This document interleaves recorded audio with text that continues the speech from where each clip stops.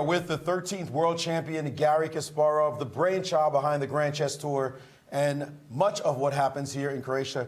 Garry, we are all rooting for you. We were all rooting for you, but somehow this tournament, it was not to be. Look, I think it's easy to explain. So it's not just being rusty. It's just these guys are professional, and I'm an amateur. So I spent a little bit of time with Peter Swidler, just a few days before the tournament, just going through this opening theory, because in 960 I'm far more comfortable because I don't have to overload my brains with, with all this opening theory. And I have to say that in the last few days, so I was shocked because we looked at some of the positions that I analyzed, before some of the participants of this tournament were born.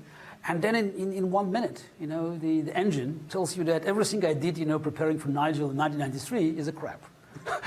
So it's some kind of a shocking experience because, just I have to go over it. And again, I probably could do a better job preparing, but the problem is, just shifting from, from totally different things, having a speech on cybersecurity or recording message supporting dissidents in Iran and just do, and then you have to play guys. And they're the best guys, this is their job. And I'm, it's, things could go better in the first day, but it just, and I was shocked, they just played Bishop G5. And all my life I played Queen B6. But now to memorize this line, and I played lousy with Queen C7. But I have to say that, I had decent positions. It's in all games. But you notice the time became a factor a lot. Because I lost. This is the moment. I was shifted to a ground that I didn't expect. So everything went just in the wrong direction. And yesterday I was really struggling. I needed some, spend a few days, just playing. Maybe I had to play with Sharic, just to feel the pieces. So it's the different things, I play a lot online, but it's not the same. And again, it's still the same strengths. So and Peter today, just Peter Swidler, we spoke, and he said, look, something is just is kind of magic because I did much better in the training games, when we played online. So then I just did here somehow the pressure and also this I don't know, I couldn't get my act together. And today this is the first game. I was very proud. I mean, that was a great game. This is for blitz, with energies. And then just second round with Grishuk and I took on H3. I mean, I could memorize. We analyzed with Yuri Dohoyan, late Yuri Dohoyan. This is 20 years ago. And after Bishop D7, Black has a decent position. Yes, it's an exchange down, but Bishop 2 pawns, Knight on D4. Black it's easy to play with Black. Bishop D7, Rook F8, Bishop C6, and again, let's see what White can do. And then I just maybe I could make a brilliance, just total bust.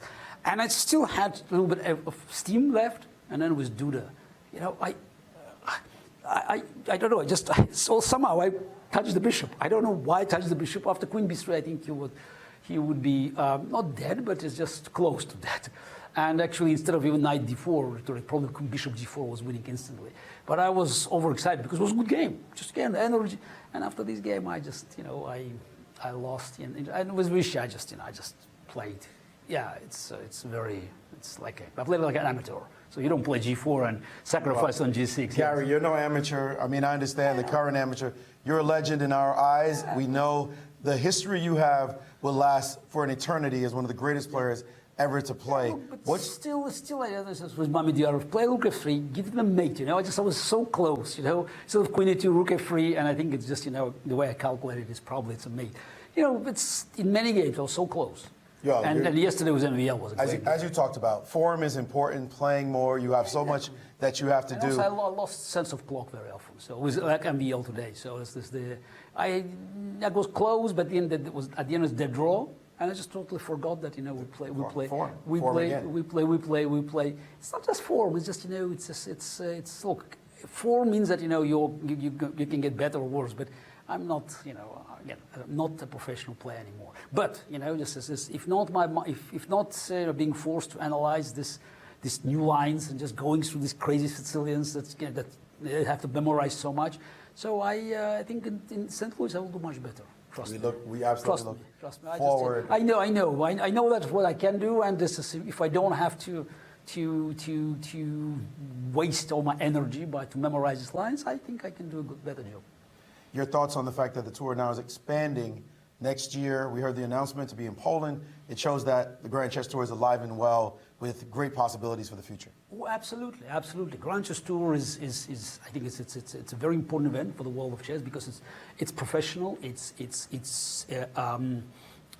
I say professional, it's not about professional players, but it's about sponsors. So we are building something that will last, and the fact is that we're expanding. That sends a message that this format works, and whatever people say, oh, that's the online chess will replace everything. This is the live chess, especially classical chess, is dead. No, actually not. So we know that Bucharest now loves classical chess, so we have 2 events for classical, St. Louis and Bucharest, and we keep adding tournaments for rapid and blitz, and I think it's a great excitement. And the numbers online, that tell you that people still like, to see it as the gladiator spirit. And people like seeing you, one of the greatest gladiators ever. Thanks so much for coming and standing up with us. It's Garry Kasparov, the 13th world champion, the visionary behind the Grand Chess Tour. Guys.